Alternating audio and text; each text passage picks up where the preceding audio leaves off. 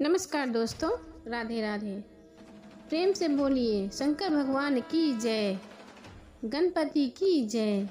एकादशी की तरह ही हर महीने में 2 बार प्रदोष व्रत आता है, जो कि हर शुक्ल पक्ष और कृष्ण पक्ष की त्रयोदशी तिथि को रखा जाता है। त्रयोदशी तिथि की सायंकाल को प्रदोष काल कहा जाता है, इसलिए इसे प्रदोष व्रत भी कहते हैं। यह व्रत महादेव और माता पार्वती को समर्पित होता है। इस व्रत को बहुत प्रभावशाली माना गया है। प्रदोष व्रत में महादेव का पूजन प्रदोष काल में ही किया जाता है। माना जाता है कि प्रदोष काल में महादेव का पूजन करने से सभी देवी देवताओं से आशीर्वाद प्राप्त हो जाता है।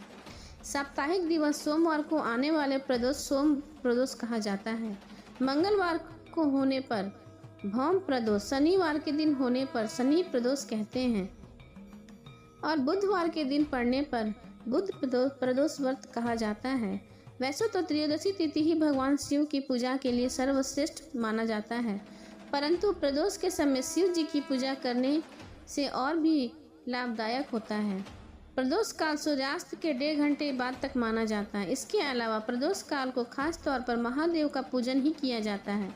माना जाता है कि इस दिन महादेव का व्रत रखने से प्रदोष काल में विधि विधान से महादेव का पूजन करने से वे प्रसन्न होते हैं और सभी मनोकामनाएं पूरी करते हैं।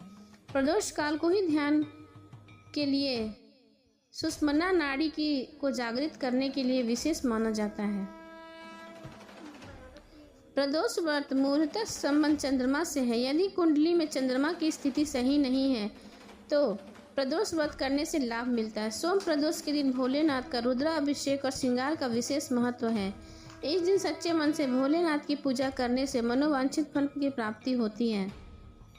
बुधवार के दिन प्रदोष व्रत हो तो उपासक की सभी कामनाएं की पूर्ति होती है। गुरुवार के दिन प्रदोष व्रत पड़े तो इस दिन व्रत के फल से शत्रुओं का विनाश होता है। शुक्रवार के दिन होने वाले प्रदोष व्रत से सौभाग्य और दाम्पत्य जीवन की प्राप्ति होती है।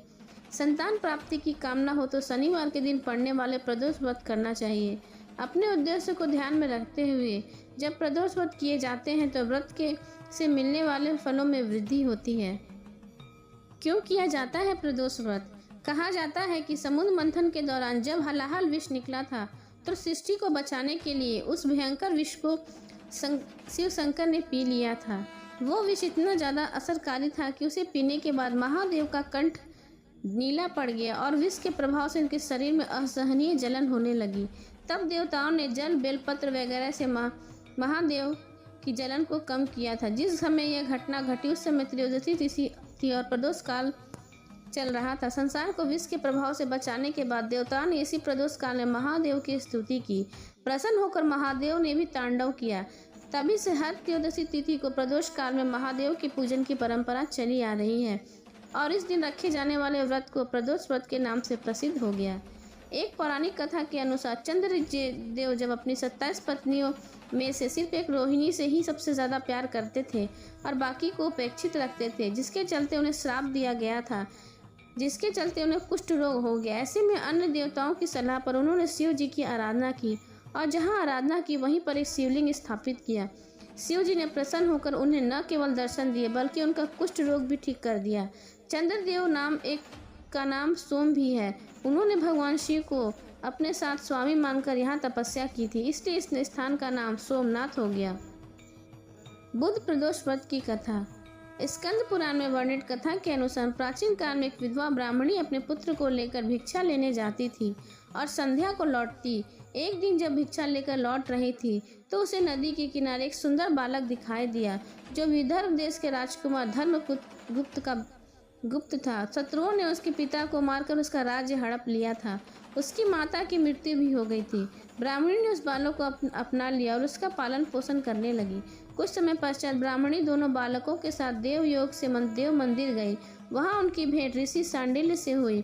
ऋषि सांडिल्य ने ब्राह्मणी को बताया कि जो बालक उन्हें मिला वह विदर्भ देश के राजा का पुत्र है जो युद्ध में मारे गए और उनकी माता को ग्रह ने अपना भोजन बना लिया। ऋषि सांडिल्य ने ब्राह्मणी को प्रदोष व्रत करने की सलाह दी। ऋषि आज्ञा से दोनों बालकों ने भी प्रदोष व्रत किया।